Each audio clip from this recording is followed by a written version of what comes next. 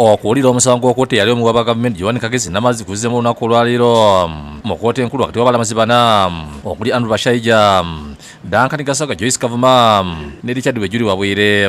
Olwaleero omuwaabi ogwokusatu mu musango guno Nasur Abudalla Mugonole awadde obujulizi bw'ategeereza kkooti nga bweyamanya ku lukwe olw'okutemula Kagezi. Mugonole ategeezezza ng'omupoliisi Hamisi Kakaire nti yeyatta omugenzi ng'akozesa emundu eyaletebwa yali omusirikale wa Flying Squad Nickson Agasirwe. Hamisi Kakaire. The person who killed Kagezi is called Hamisi Kakaire. Emundu yatemita n'akasonda ategeze. Emundu yamutta n'akasonda ategeze. The gun that killed her was brought by Agasirwe. Ayongeddeko nti omulimu gwe gwali gwakunoonyeza ku bantu abali bagenda okutta Kagezi era yali alipootinga omusajja ayitibwa Green. Wagenda nga n'olipootinga buli lunaku okuva kw'abimukola olunaku okweragenda ku lipootinga? Otyo? Zinalinga mpulira Green nalina akula bwakulira lwakinza ekisikiria.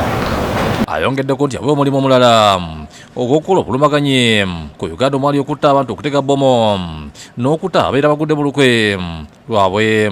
Mugonole by'okufa Kagezi Namazzi abiyingizizaamu eyali omudumizi wa Poliisi Gen. Kale Kayihura ng'amulumiriza nti yalina abantu ab'enjawulo yakwesanga mu ddiiro eno. Nti bano abantu betukola nabo bakoma, abantu betukola nabo bakugu nabo bakola muziki.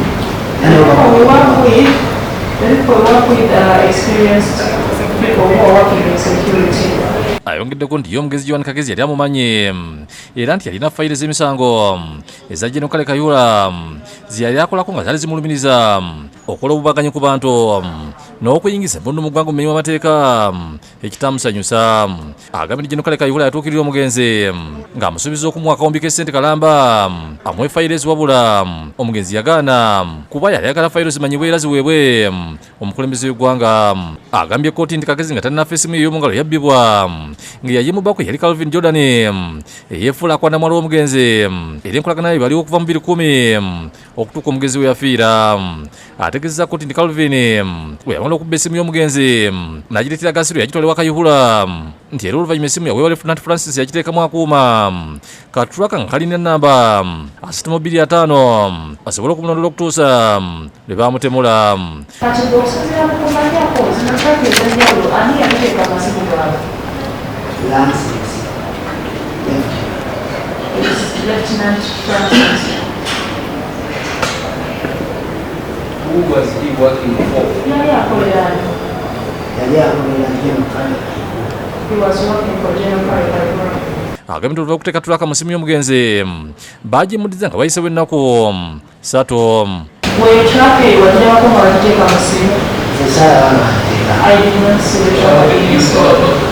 Walina otya bateekako ayongeddeko nti okuteeka mu katulaka teyakikola Kagezi yekka wabula ne ku bantu abalala okuli omugenzi Muhammad Kirumira ne yali omugenzi wa poliisi ebiseera ebyo Andrew Felix Kaweesi nga bonna battibwa amasasi.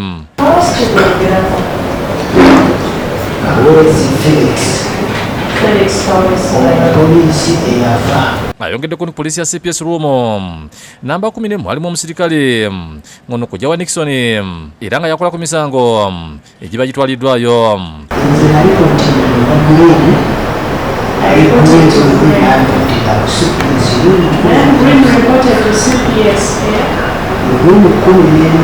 ategeezezza kkooti nti pulaani ey'okutta Kagezi yali yakubawo nga 29 omwezi ogwokusatu omwaka 2015.